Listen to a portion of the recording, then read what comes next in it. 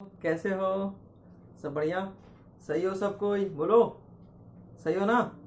मैं गौर से देख रहा हूँ यार, तुम लोग को ध्यान नहीं दे रहे हो। इधर इधर इधर इधर इधर देखो। सब सही हो? मेरे चैनल को सब्सक्राइब कर रहे हो? पहले ही गिरा दिए, कोई बात नहीं। आज अपना लेक्चर का दूसरा फेज शुरू करने जा रहे हैं और ये लेक्चर जो है क्लास 12 से रिलेटेड है, उनके टॉपिक से रिलेटेड है, लेकिन जिन्हें इंटरेस्ट है वो भी इसको देख सकते हैं, क्योंकि तो पढ़ना तो इंटरेस्ट का चीज़ है। जरूरी थोड़ी है कि आप एग्जाम के लिए पढ़ें। तो अपना टॉपिक आप देखो, हम ऐसे आपको दिखाते हैं ऐसे करके। ये देखो, ये ऐसे देखो फिजिक्स, उसका नीचे टॉपिक इलेक्ट्रोस्टैटिक्स, और सब टॉपिक जो है ये जो नहीं लिख पाया मैं, सब टॉपिक है चार्ज। ठीक है, तो आप लोग प्रिपेयर हो जाएं एकदम गूज बम्प्स के साथ, गो कोरोना करते हुए एकदम। स्टे होम, स्टे सेफ, ध्यान में रखते हुए। और बताया ना मोदी जी, 2 गज की दूरी, आपकी सुरक्षा है जरूरी। तो आज अपना टॉपिक जो है इलेक्ट्रोस्टेट है। बहुत अच्छा बात है। पढ़ना क्या है, पहले थोड़ा सा एक ओवरव्यू ले लो, थोड़ा सिलेबस का ओवरव्यू ले लो कि क्या क्या अपना 12th में स्टार्ट होगा, क्या हम पढ़े थे, क्या बैकलॉग हुआ। तो थोड़ा सा 11th को जब ध्यान में रखोगे तो 11th में आपको पूरा चैप्टर, इवन आप स्टार्ट करें पहला वॉल्यूम, दूसरा वॉल्यूम है, इंट्रोडक्शन दिया कि हम कैसे पढ़ते हैं फिजिक्स, मेजरमेंट करने सीखे, फिर क्वांटिटी का यूज करने सीखे, खास करके मास से रिलेटेड जो मोशन हुआ, मतलब फर्स्ट फेज में motion, reason of motion, second phase में एक अदर फिजिकल क्वांटिटी इंट्रोड्यूस हुई जिसको टेम्परेचर कहे हम लोग। तो ये सभी चीजें आई। फिर फर्दर हमने एक दूसरे पहलू को समझा, वेब के बारे में जाना हमने। तो इस तरह से अपना जो है ये पूरा 11th इसी पे एम्बेडेड है, पूरी तरह इसी से जुड़ा हुआ है। और 12th में जो इंट्रोडक्शन होगा आपका, तो 12th का भी बुक सिंपल है। उसी तरह 2 बुक है एनसीईआरटी जो बनाया है, वो 2 बुक बनाया है, और लगभग सभी के सिलेबस उसी से मैच करते हैं। सभी के जितने भी स्टेट बोर्ड है, सेंट्रल बोर्ड है, सारे के सिलेबस उनसे मैच करते हैं। फिर भी आप अपने बोर्ड का सिलेबस देख करके तैयारी करें। जो टॉपिक हम पढ़ा रहे हैं वो गैर जरूरी है तो प्लीज उस पर उतना भी फोकस नहीं करना है। बोर्ड फोकस है, अपन कोशिश करेंगे, आप सहयोग करेंगे तो हम न्यूमेरिकल भी इस पे डालेंगे हर लेवल का। देखते हैं कहाँ तक जा पाते हैं हम लोग। और जो टॉपिक है, तो ये टॉपिक पूरी तरह से आपका एक बार 10th में इंट्रोड्यूस हुआ होगा। करंट चार्ज के बारे में जानकारी थोड़ी बहुत तो होगी ही, और नहीं है तो बस थोड़ा बताएंगे स्टार्ट में, उसके बाद हम लोग टॉपिक पे ही आ जाएंगे। तो आज का टॉपिक क्या है बताओ? आज का टॉपिक है इलेक्ट्रोस्टेट। क्या है? इलेक्ट्रोस्टेटिक्स। ठीक है, सब टॉपिक लिखा चार्ज। तो कंसेप्ट आ रहा है कि ये इलेक्ट्रोस्टैटिक्स जो है ये क्यों पढ़ना है, क्या रीजन है। आखिर देखो, फिजिक्स जो होती है ना स्टडी, कोई भी फिजिक्स का कोई भी ब्रांच आप पढ़ते हैं तो हम ये जानना जरूर कोशिश करते हैं जानने की कि यार स्कोप क्या है, what is the scope of this study. क्या सिर्फ आपको जानकारी नहीं, क्योंकि फिजिक्स के बारे में आपको बताया गया होगा कि हम नेचुरल फिनोमेना के बारे में पढ़ते हैं। किसके बारे में पढ़ते हैं?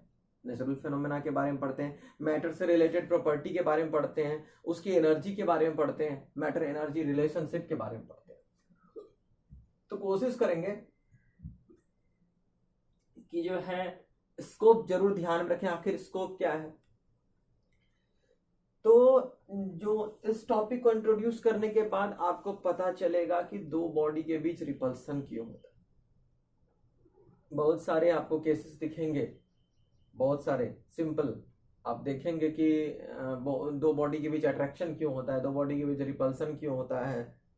अब ऐसा केसेस आपको मिलेगा, जैसे कि हम कभी आप पढ़े भी होंगे बुक वगैरह में कि विंटर सीजन्स वगैरह में जो आप उलन क्लॉथ पहनते हैं या नायलॉन्स के क्लॉथ पहनते हैं, उसको खोलोगे तो बॉडी का रोआंस क्यों रिट्रैक्ट होता है, व्हाट इज द रीजन, इसका रीजन मिलेगा।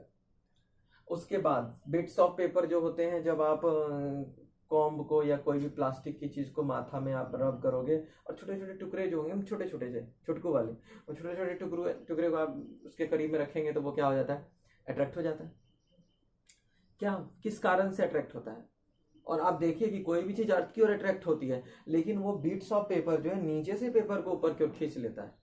ये बात भी गौर करने वाली चीज है। तो कहीं ना कहीं वो फोर्स ऑफ ग्रेविटेशन या force due to mass property के अतिरिक्त भी और भी फोर्सेस हैं, तो उसका आपको यहाँ पर इंट्रोडक्शन मिलेगा, उनके नॉलेज मिलेंगे।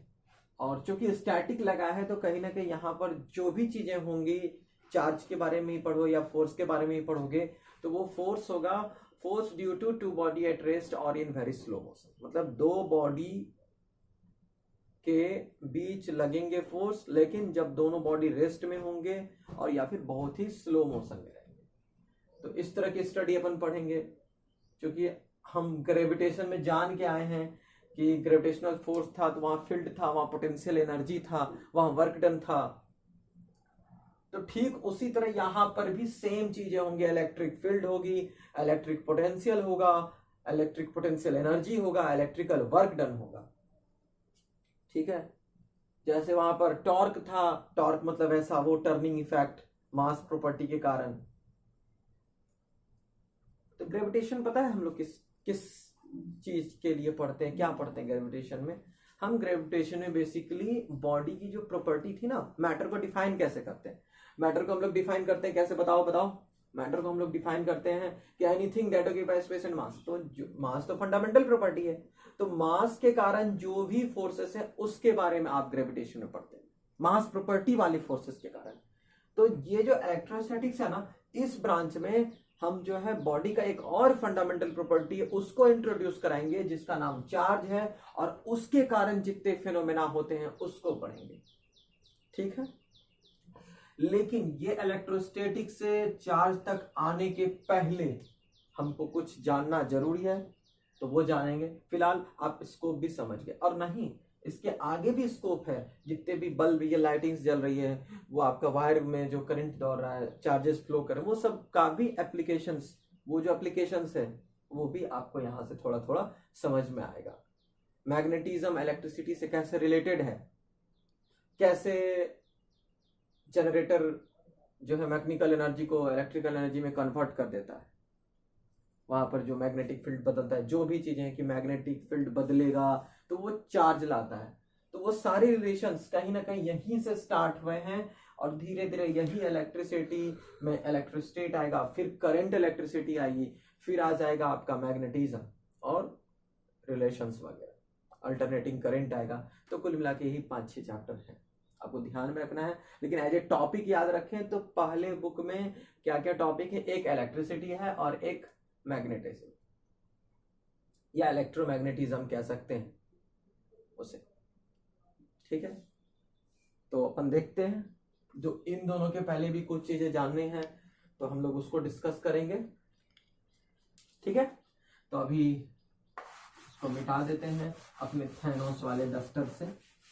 कौन सा डस्टर है ये, बोलो? थैनोस वाला मिला था हमको। अंगूठी देख रहे हो, नहीं है इसमें अंगूठी, पता नहीं कहाँ लेके चले गया। चलिए, तब इलेक्ट्रोस्टैटिक्स जानने के पहले तो जानिएगा ना कि आपको लाया कौन, कहाँ से आया आप है तो फिजिक्स में, लेकिन फिजिक्स के कौन से ब्रांच में। तो हम अब एक फिर से दोहरा रहे हैं, आपको बता रहे हैं कि अभी ये सिटी है, जैसे कि अभी अपना सिटी कहीं भी जहाँ लॉकडाउन है वहां पर किसको जाना है अलाउड है, बताओ? जो काम कर रहे हैं, जो वॉलंटियर है, जो मेडिकल वाला काम कर रहे हैं, क्योंकि अभी कोरोना केसेस चल रहा है। तो उसी तरह लेकिन इलेक्ट्रिसिटी एक ऐसी सिटी है जहां पर आपको हमको अलाउड ही नहीं है, वहां पर सिर्फ एक प्रॉपर्टी को अलाउड है, वो भी मैटर की प्रॉपर्टी है, वही वहां के सिटीजन। सोचो कौन? इलेक्ट्रिसिटी। ये एक ऐसी सिटी है जहां आप घूम नहीं सकते। घूम सकते क्या? नहीं घूम सकते। तो कौन घूमता है यहाँ पर? यहाँ पर घूमता है चार्ज। तो जितनी परेशानी होगी वो बताएगा कि जब हम बैठे रहते हैं तो हमारे साथ क्या क्या होता है, और जब हम दौड़ने लगते हैं तो क्या क्या होता है। मेरे पास एनर्जी भी है, वो एनर्जी का वैल्यू बताएगा कि मेरा इतना एनर्जी है। ये सारी चीजें वो बताएगा, और हम कहाँ तेज दौड़ पाएंगे वो भी बताएगा। कौन? चार्ज बताएगा। तो इस सिटी का सिटीजन चार्ज है, उसी के पास सारी अथॉरिटी है। बस देखते जाओ क्या क्या पढ़ते हैं।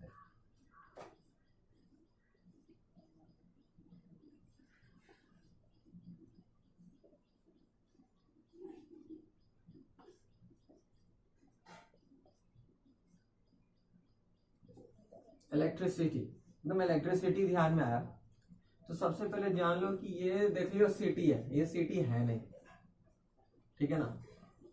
ये कंसेप्चुअल टॉपिक है जो अपने को पढ़ना है। इलेक्ट्रिसिटी क्या है, इलेक्ट्रिसिटी के बारे में जानोगे तो बस थोड़ी सी बात जाना, पहले आंख बंद करके कर देना, क्योंकि आपको ये तो फिजिक्स में टॉपिक मिल गया तो आप फटाक से कह दोगे।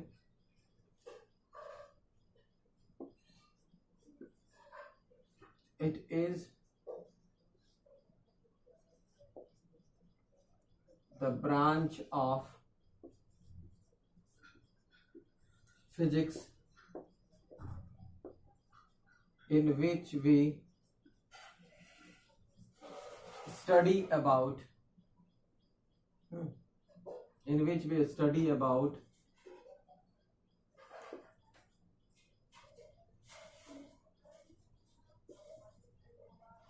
charges and its related property. It is a branch of physics. अरे दो बार आ गई है, ध्यान नहीं देना ऐसे, तो छोटी मोटी चीज है, इसको मत देखना तुम लोग। It is the branch of physics in which we study about charges and its related property. थोड़ा सा भारी तो लैंग्वेज नहीं हो रहा है, कोशिश करते हैं इसको एक्सप्लेन करेंगे। भाई charges, study about charges and it's related property. तो देखो branch of physics in which study about charges and it's related property. तो हम जो है ना इस पे ध्यान देंगे कि भाई चार्ज के बारे में तो पढ़ना ही है, चार्ज के बारे में तो पढ़ना ही है, और उसके property.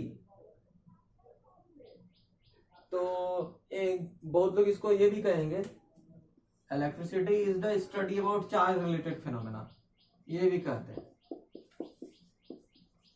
It is the study about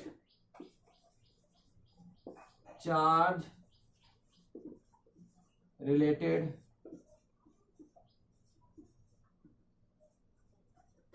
phenomena.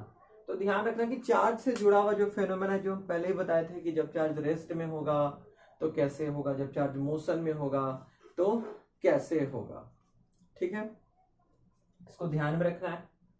तो ये ब्रांच ऑफ फिजिक्स है जिसमें हम चार्ज के बारे में पढ़ते हैं, चार्ज की प्रॉपर्टी के बारे में पढ़ते हैं, चार्ज से जुड़े हुए जितने भी फिनोमेना, चार्ज क्या क्या कर सकता है, चार्ज फोर्स लगा सकता है, चार्ज फ्लो कर सकता है, वो सारे टर्म्स रिलेटेड जो हम इसमें जानेंगे।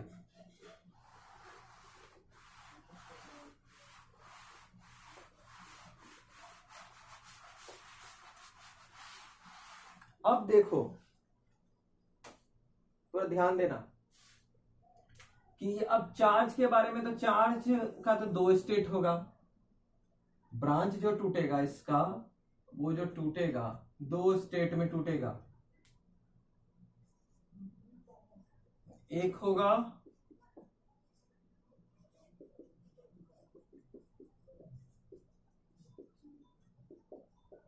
इलेक्ट्रिसिटी, स्टैटिक इलेक्ट्रिसिटी, और दूसरा हमने लिखा करेंट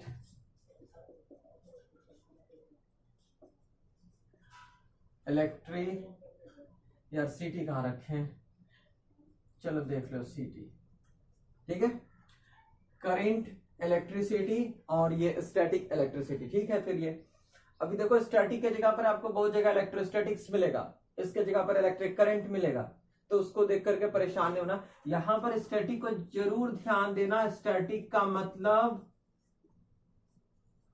एट रेस्ट और इन वेरी स्लो मोशन,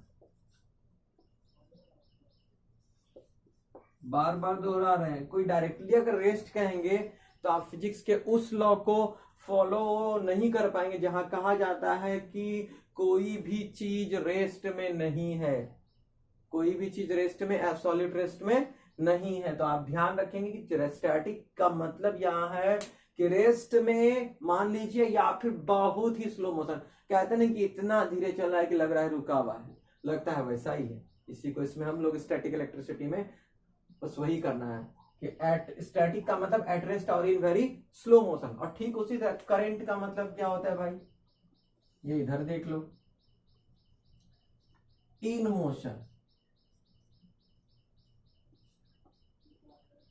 ठीक है, अब देखो electricity study about charges, electricity study about charges है ना, स्टडी अबाउट चार्जेस पहले से ही पढ़ लिए, इलेक्ट्रिसिटी स्टडी अबाउट चार्जेस पहले से ही पढ़ लिए। स्टैटिक का मतलब क्या हो गया, study about charge related phenomena when it is in rest, when it is in rest, समझ में आ गया, study about charges at rest, study about the properties of charges at rest. तो ध्यान देखो इसे, ठीक है ना। स्टैटिक इलेक्ट्रिसिटी के बारे में क्या कहोगे, इट इज द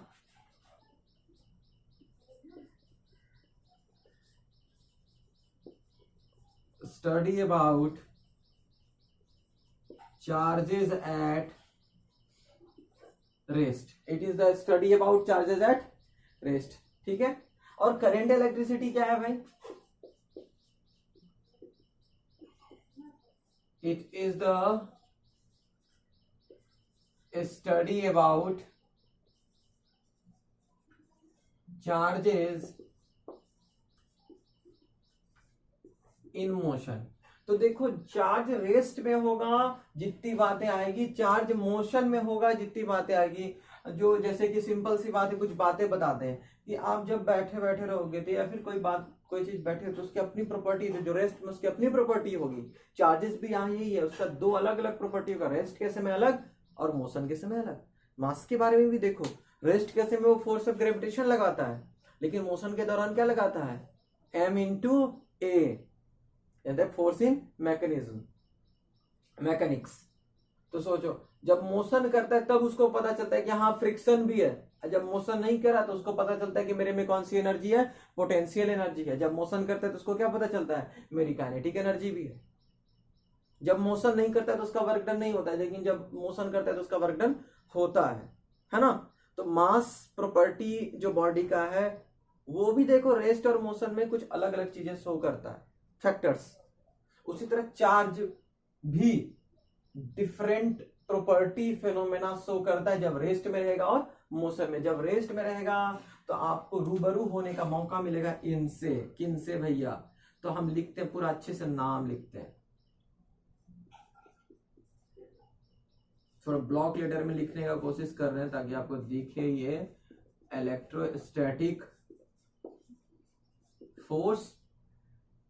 अब सोच लो जब से इलेक्ट्रोस्टैटिक फोर्स होगा तो आप इलेक्ट्रिक फील्ड से ज्यादा प्रीफर साउंड रहेगा कि आप इलेक्ट्रोस्टैटिक फील्ड बोले, आप इलेक्ट्रोस्टैटिक पोटेंशियल बोले, समझ रहे हैं, क्योंकि ये फोर्सेस, ये फील्ड तभी कंसेप्ट में आएगा जब आप बॉडी को रेस्ट में समझेंगे। ठीक है, ध्यान रखिएगा, हर केसेस में आप उसको नहीं कर सकते। तो आपको ध्यान देना है कि इलेक्ट्रोस्टैटिक फोर्स,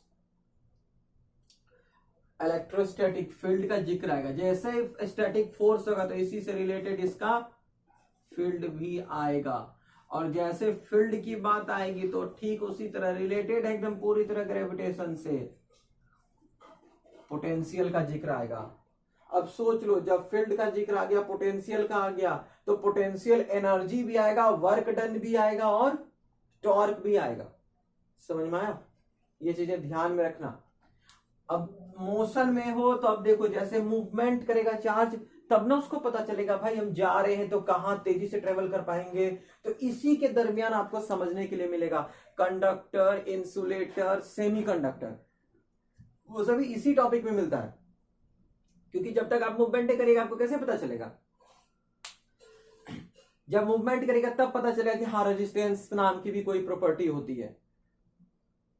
ठीक है, तो इस तरह से इसके अंदर में आपको क्या क्या मिलता है, इसके अंदर आपको एक मिलेगा, क्योंकि मूवमेंट किए तो इसमें पढ़ोगे आप इलेक्ट्रिक करंट, इलेक्ट्रिक करंट पढ़ोगे।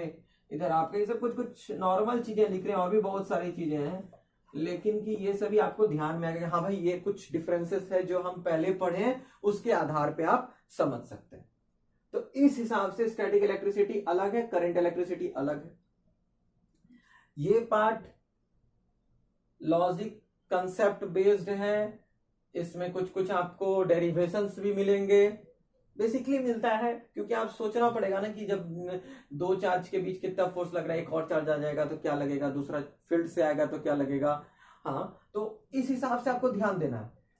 इसमें आओगे तो पूरी तरह जैसे आप मैकेनिक्स जो पढ़े थे तो उससे रिलेटेड चीजें इसमें मिलेगी। मैकेनिक्स और डायनामिक्स में जैसे फोर्स में होता था ना कि laws of motion, equation of motion जो है, तो उस हिसाब से इसमें भी आपको मिलेगा। ड्रिफ्ट वेलोसिटी का जिक्र आएगा, ठीक है। बहुत सारा एप्लीकेशन जानोगे, डिवाइस के बारे में आप जानोगे कि वो कैसे काम करता है। एक बहुत ही फेमस जो आप 10th में याद करके आए, ओम्स लॉ। ओम्स लॉ यहाँ थोड़ा सा और डिफाइन होके मिलेगा, आपको पता चलेगा कि ओम्स लॉ का क्या लिमिटेशन है, ठीक है।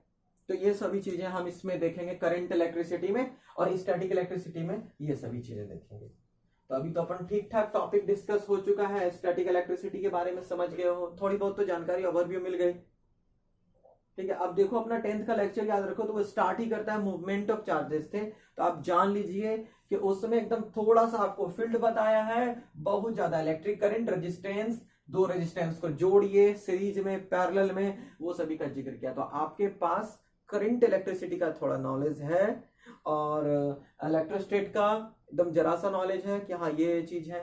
तो अब लेकिन एक चीज है कि हम इलेक्ट्रिसिटी को भी स्टडी अबाउट चार्जेस बोले थे, इसको भी स्टडी अबाउट चार्जेस बोले हैं, इसको भी स्टडी अबाउट चार्जेस, मतलब चार्ज यहां पर आ रहा है बार बार। और जब हम आपसे पूछे कि चार्ज कौन है तो बोलेगा कि चार्ज, बहुत बच्चों ने ऐसा बताया, पता नहीं, हो सकता है कि थोड़ा सा ध्यान नहीं दिए होंगे। तो चार्जेस का जो डेफिनेशन है, लगभग लोग क्या बोल देते हैं, flow of charge, charge is an electric current. ऐसे थोड़ा सा ये थोड़ा गलत डेफिनेशन है, ये हो भी नहीं सकता लॉजिकली। तो जिनको ऐसा कुछ कंफ्यूजन है तो आप चार्ज पे फोकस करेंगे, बहुत बेसिक चीजें हैं ये। हम चार्ज पे आ रहे हैं, आप आए ना, बोलो चार्ज पे आ जाए, बोलो, ठीक है चार्ज पे आते हैं, आओ तुम लोग भी मेरे साथ।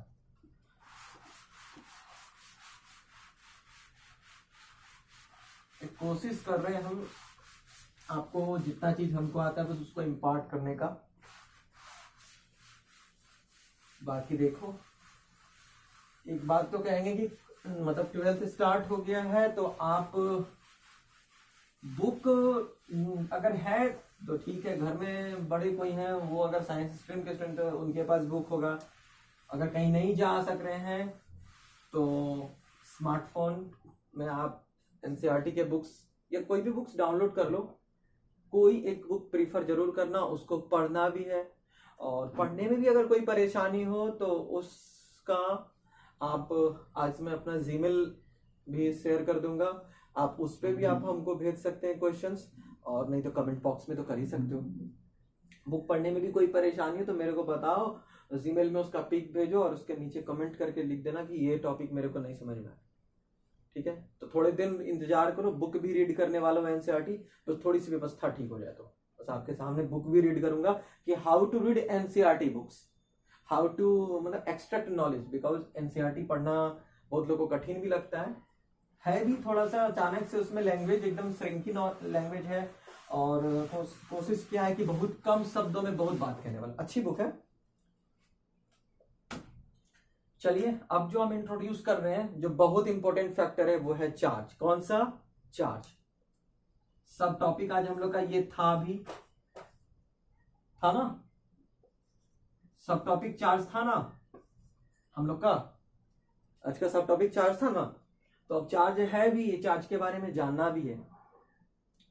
तो सोचो कि चार्ज का कहां से इंट्रोडक्शन आया, तो आप पढ़े होंगे ये सभी चीजें, बुक में भी दी होगी बहुत अच्छे से, आप देखेंगे या फिर यहां से भी जान लो कि ग्रीक जो है उन्होंने बताया था, थेल्स ऑफ मिलेटस ने डिस्कस कई बार किया है कि उन्होंने बताया था कि हाँ कोई बॉडी जो है ना, जब सिल्क क्लॉथ पे इबोनाइट रड को रखते हैं या ग्लास रड को फर पे रब करते हैं तो उस पे ना चार्ज आ जाता है। मतलब सपोज करो कि ये मेरा ना, ये यहाँ पर एक सिल्क क्लॉथ है, ठीक है, और हम इसमें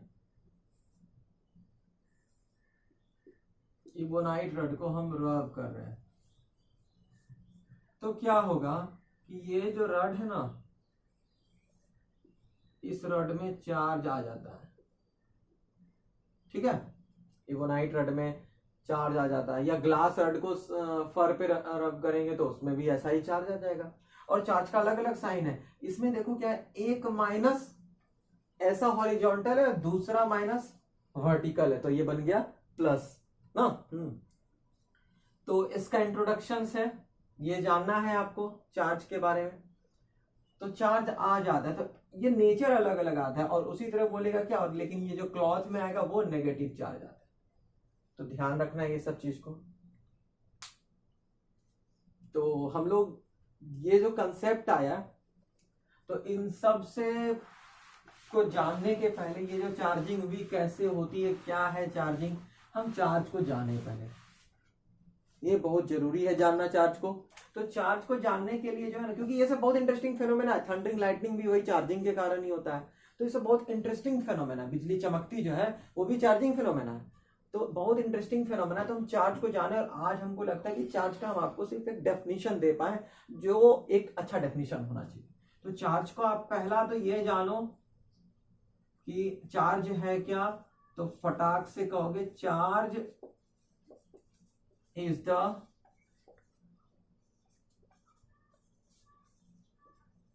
fundamental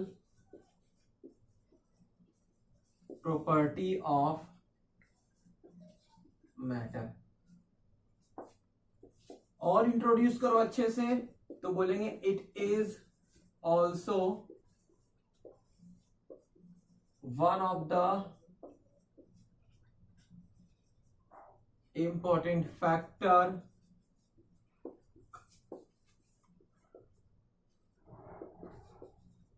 responsible for the force of attraction or repulsion between two bodies. तो बोलता है कि चार्ज क्या है, तो ये एक फंडामेंटल प्रॉपर्टी जो डिफाइन करता है मैटर को। उसके बाद अगर दो बॉडी के बीच अट्रैक्शन या रिपल्सन हो रहा है तो वहां चार्ज भी एक रीजनेबल कैरेक्टर है। ठीक है, ये समझ में आ रहा है। मतलब आवेश किसी भी पदार्थ का प्राथमिक गुण है, यह एक महत्वपूर्ण कारक भी हो सकता है दो वस्तुओं के बीच होने वाले आकर्षण और विकर्षण के लिए। यदि दो वस्तुओं के बीच आकर्षण और विकर्षण हो रहा है तो उसके बीच एक महत्वपूर्ण कारक, उसका आधा मतलब क्या कहते हैं, उसका प्राथमिक गुण आवेश भी हो सकता है। ये उनके लिए है जिन्हें फिजिक्स थोड़ा सा हिंदी में चाहिए, बट अपन देख रहे हैं सारा कुछ क्लियर है ना। सही है, चार्ज की डेफिनेशन जान लिए। इससे ज्यादा मैं आपको आज चार्ज नहीं पढ़ाऊंगा। चार्ज को अपने को एक्सप्लेन करना है। आज सिर्फ आपको हम डेफिनेशन दिए। आप जो कमेंट बॉक्स में बताएं, हमको कुछ क्वेश्चंस हैं कि आप बताएं हमको कि एक्चुअली में डेफिनेशन अपने अपने भी लिख सकते हैं, डिफाइन चार्ज आप कर सकते हैं। आज की स्टडी में एक होता है कि हाउ टू डिनोट चार्ज। ये दो सिंपल छोटा क्वेश्चन है, और अगले क्लास में हम लोग चार्ज को पूरे तरह से डिस्कस करेंगे, इसकी प्रॉपर्टी सब डिस्कस करेंगे, कहां तक क्या लिमिटेशंस हैं। ठीक है, तो आपको ध्यान देना है चार्ज पे, फंडामेंटल प्रॉपर्टी ऑफ मैटर। हाँ, आज का एक खतरनाक बात कि जान लो, दो बॉडी के बीच अट्रैक्शन हो रहा है तो उसमें मास और मास प्रॉपर्टी के कारण भी अट्रैक्शन होता है और चार्ज के कारण भी अट्रैक्शन होता है। ठीक है, लेकिन एक चीज ध्यान रखना कि मास के कारण सिर्फ अट्रैक्शन होता है, लेकिन चार्ज के कारण अट्रैक्शन और रिपल्सन दोनों होता है। ध्यान रखा नहीं ये चीज को। ये आज का बात हुआ कि मास प्रॉपर्टी के कारण सिर्फ क्या होता है, मास प्रॉपर्टी ऑफ मैटर के कारण सिर्फ और सिर्फ क्या होता है, अट्रैक्शन। लेकिन चार्ज प्रॉपर्टी के कारण क्या होता है, दोनों। तो अपन चार्ज को और एक्सप्लोर करेंगे नेक्स्ट चैप्टर में। हम लोग चार्ज को एक्सप्लोर करेंगे, इसके बारे में जानेंगे कि आवेश है क्या क्या, कैसी राशि है, कैसी क्वांटिटी। Okay, thank you. और एक बात और, मेरे चैनल को प्लीज सब्सक्राइब करो, बेल वाला बटन दबाओ, अपने जो भी वैल्यूएबल कमेंट्स हैं करो, डाउट मेरे ईमेल पे कर सकते हो। ईमेल आज मैं बोल देता हूं, nischalphysics93@gmail.com। ठीक है, थैंक यू, गुड बाय।